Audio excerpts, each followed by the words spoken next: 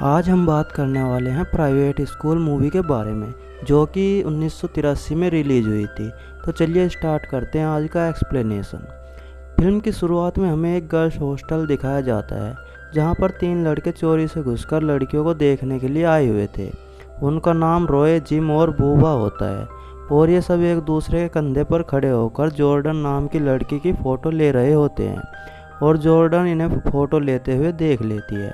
जिसके बाद वो नेल पॉलिश मांगने के बहाने दूसरी लड़कियों के रूम में जाती है, जहां बूबा गलती से जॉर्डन के टॉवल को खींचने के चक्कर में गिर पड़ता है, और उन तीनों को गिरता देख लड़कियां उन पर काफ़ी हंसती है और वे तीनों वहां से भाग जाते हैं।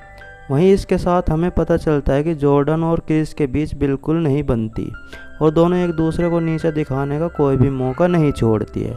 साथ ही जॉर्डन क्रिस के बॉयफ्रेंड को भी पसंद करती थी। अब नेक्स्ट सीन में हम एक पार्टी का सीन देखते हैं, जो कि इस कॉलेज का न्यू रिंग बनने की खुशी में थी।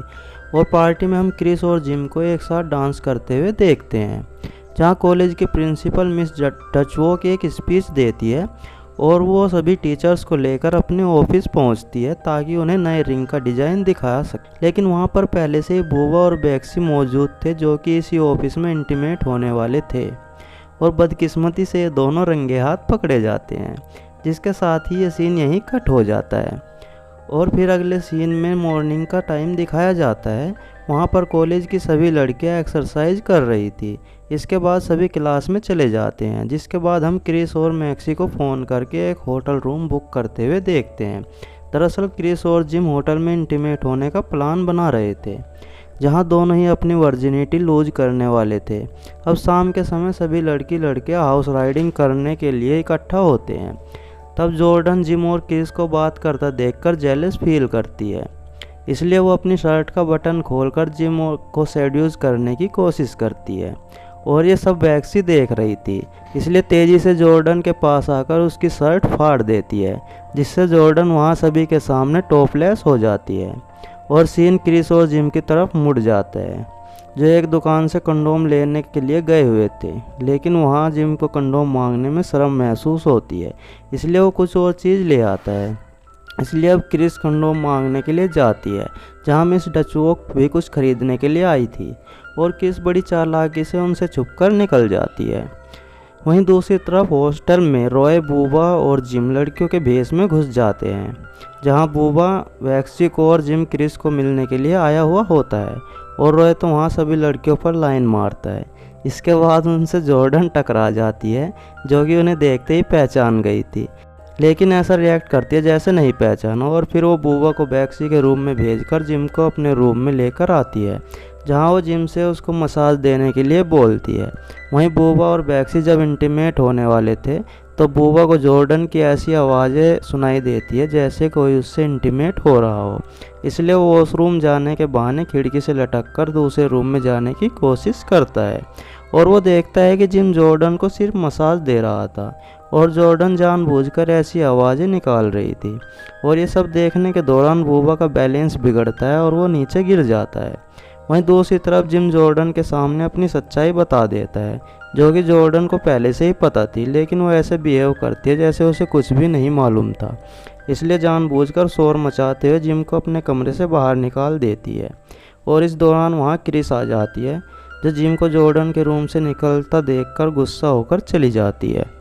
वहीं दूसरी तरफ बैक्सी को लगता है कि बूबा शायद जा चुका है, इसलिए वो बाहर चली जाती है, जहां उसे नशे की हालत में कोच मिलती है, और उसकी ऐसी हालत देख उसे अपने कमरे में सुला देती है।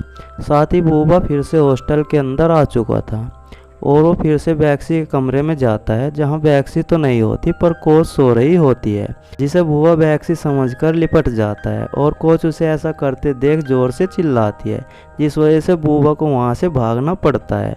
और फिर हम तीनों दोस्तों को हॉस्टल के बाहर जाते देखते हैं, जो कि पकड़े जाने से बाल बाल बचे थे।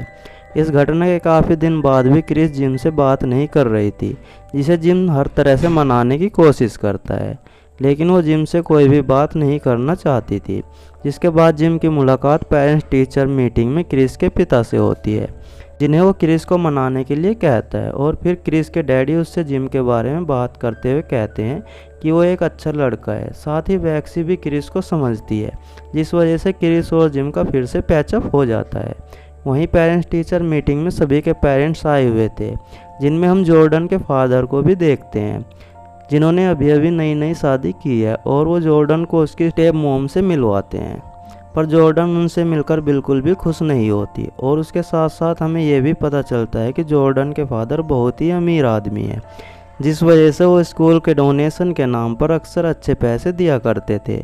इसलिए मिस डचोक जॉर्डन के फादर से मिलने उनके पास पहुंचती है, जहां कार ड्राइवर खड़ा हुआ था, और मिस डचोक ड्राइवर को ही जॉर्डन का डैड समझकर बातें करने लगती है, क्योंकि उन्होंने कभी भी जॉर्डन के डैड को नहीं देखा था। और ड्राइवर इस मौके का फ़ायदा उठाकर मिस डचोक के साथ कार में ही इंटीमेट होने लग जाता है, जिसकी फ्रंट सीट पर बूबा और बैक्सी पहले से ही बैठे हुए थे। इसलिए मिस डचवॉक को देखकर उनके पास हॉर्न माइक रख देते हैं और पूरा कॉलेज उनके इंटीमेट होने की आवाज़ को सुन लेता है। और जब इस बात के बारे में मिस डचवॉक को पता चलता है तो वो बूबा का गला दबाने लगती है, जिस वजह से गाड़ी स्टार्ट हो जाती है और चलते चलते मीटिंग के बीच पूल में गिर जाती है। और इसी के साथ ये सीन यहीं कट हो जाता है। अब अगले सीन में कि हम जिम और क्रिस को होटल के रूम में देखते हैं, क्योंकि वीकेंड आ चुका था और वो दोनों यहाँ पर इंटीमेट होने के लिए आए थे। हालांकि ये इनका पहली बार था, इसलिए दोनों घबरा रहे थे और पूरी रात इन दोनों के बीच कुछ नहीं होता।